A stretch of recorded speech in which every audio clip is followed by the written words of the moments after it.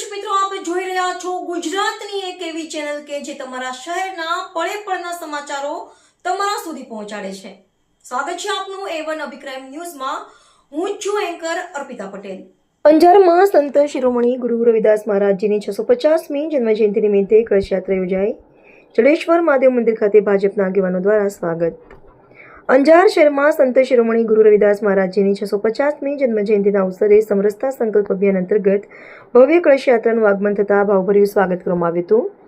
આ પ્રસંગે સ્થાનિક જડેશ્વર મહાદેવ મંદિર ખાતે પૂજન અને સ્વાગત કાર્યક્રમનું ભવ્ય આયોજન કરાયું હતું.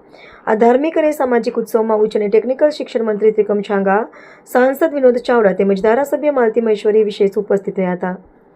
આ ઉપરાંત મહંત ત્રિકમદાસજી મહારાજ, નગરપાલિકા પ્રમુખ ધર્મિષ્ઠાબેન અને શહેર ભાજપ પ્રમુખ હિતેન વ્યાસ સહિત અનેક અગ્રણીઓ જોડાયા હતા.